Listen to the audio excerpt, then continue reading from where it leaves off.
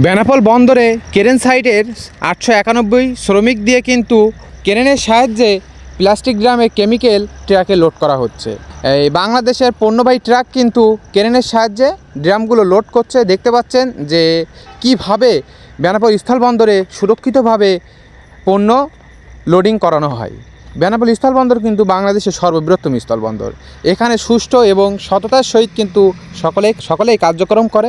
দেখতে পাচ্ছেন ক্রেন দিয়ে কিন্তু কি অভিময় কায়দায় পণ্যগুলো সবই বাংলাদেশি ট্রাকে লোড করছে।